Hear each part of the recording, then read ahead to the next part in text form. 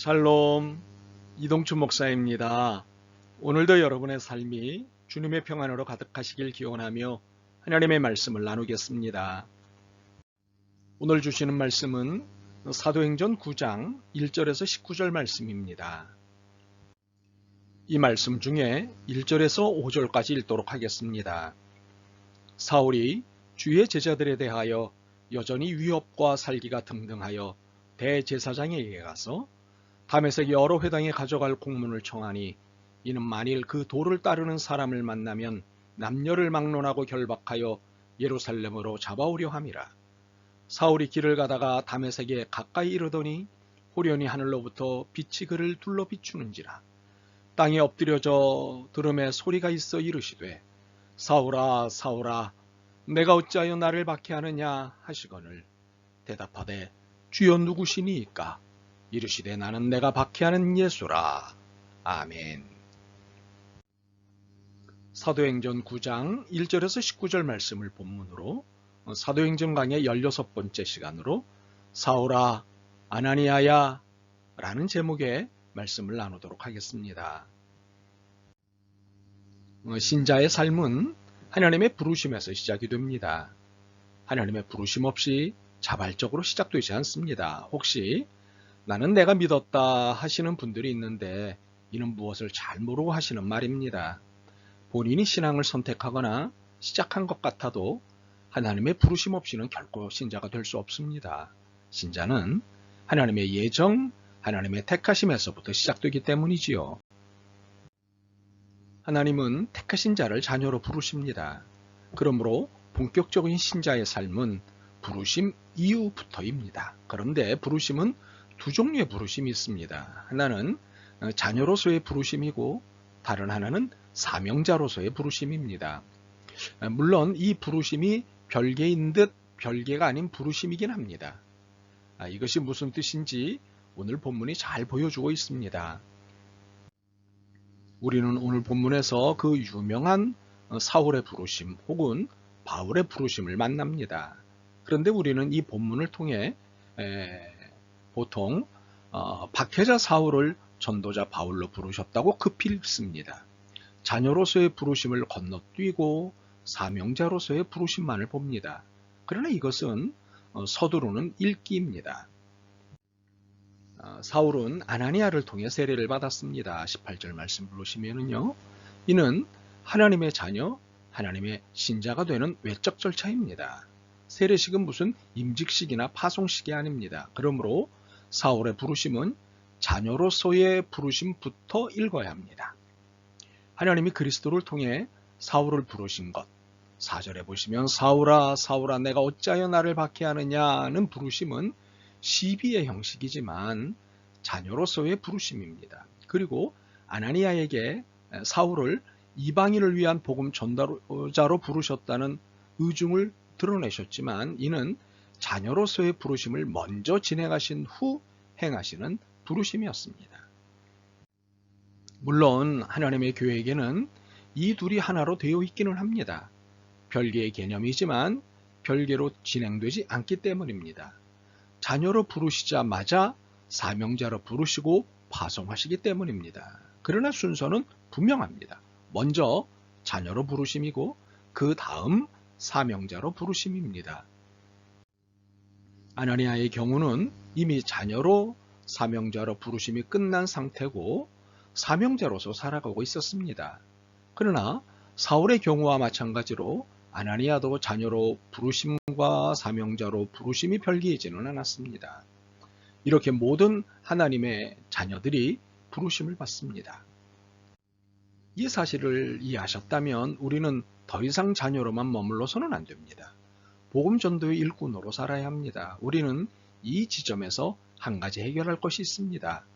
복음 전도의 일꾼으로 부르셨다는 것에 대해서입니다. 통상 목회자로 부름을 받은 이들에게 이 부름이 해당되는 것이 아니냐는 의문이 있습니다. 물론 목회자가 전문 복음 전도자로 부름을 받은 것은 사실입니다. 전적으로 이 일에 매달리고 이 일만을 위해서 살라고 부르심을 받은 자들임에는 틀림없습니다. 그러나 여러분도 복음 전도자로 부름을 받은 것은 사실입니다. 전문적이고 전일적인 사역자는 아니더라도 복음을 전하는 일에 부름을 받은 것은 사실입니다. 그러므로 복음 전도에 넋놓고 살아서는 안 됩니다. 자신의 몫의 사명을 감당해야 합니다. 각자 어느 정도의 몫이 부여됐는지는 모릅니다. 그러나 주님이 재림하시는 날까지 누구든 부끄럽지 않은 수고를 해야 합니다. 각자 맡겨진 달란트만큼은 감당해야 합니다. 만약 자신이 감당해야 할 몫을 땅에 묻어둔다는 것은 옳지 못한 일입니다. 아나니아는 사울에게 가서 기도해주고 세례를 베풀라는 주님의 명령에 이의를 제기했습니다.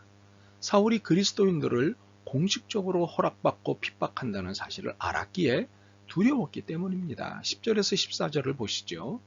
그때 다메섹에 아나니아라 하는 제자가 있더니 주께서 환상 중에 불러 이르시되 아나니아야 하시거늘 대답하되 주여 내가 여기 있나이다 하니 주께서 이르시되 일어나 직가로 하는 거리로 가서 유다의 집에서 다소 사람 사울이라 하는 사람을 찾으라. 그가 기도하는 중이니라.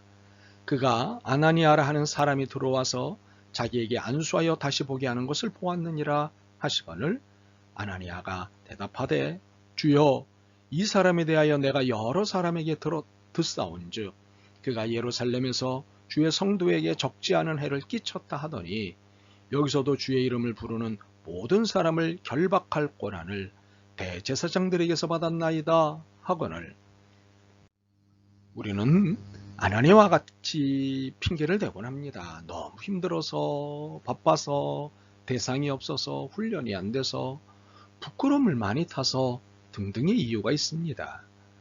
전혀 납득이 안 되는 이유는 아닙니다. 충분히 이해할 만합니다. 그러나 복음 전도는 명령입니다. 순종해야 할 명령입니다. 내 의지, 내 이유를 내려놓고 따라야 할 명령입니다. 이런 핑계 대신에 우리는 주님의 15절과 16절의 음성을 들어야 합니다. 주께서 이르시되 가라. 이 사람은 내 이름을 이방인과 임금들과 이스라엘 자손들에게 전하기 위하여 택한 나의 그릇이라. 그가 내 이름을 위하여 얼마나 고난을 받아야 할 것을 내가 그에게 보이리라 하시니 주님께서는 우리에게 가라 하십니다. 이 가라는 명령은 복음을 전하러 가라는 명령입니다. 그렇지 않으면 하나님의 엉덩이 차기를 당할 것입니다. 아나니아가 두려움을 무릅쓰고 사울에게 갔습니다. 17절에서 19절입니다. 아나니아가 떠나 그 집에 들어가서 그에게 안수하여 이르되 형제 사울아 주 곧 내가 오는 길에서 나타나셨던 예수께서 나를 보내어 너로 다시 보게 하시고 성령으로 충만하게 하신다 하니 즉시 사울의 눈에서 비늘 같은 것이 벗어져 다시 보게 된지라. 일어나 세례를 받고 음식을 먹음에 강건하여지니라.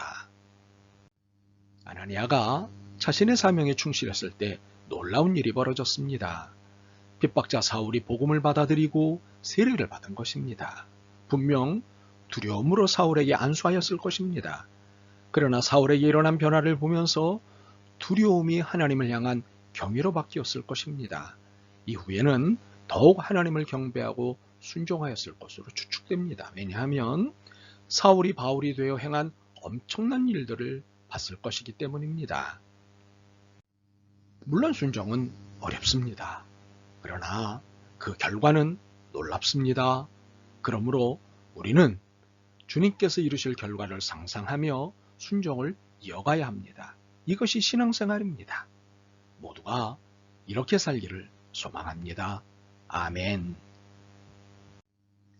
주님, 저희 모두가 복음 전도자로 부름받았음을 깨닫습니다.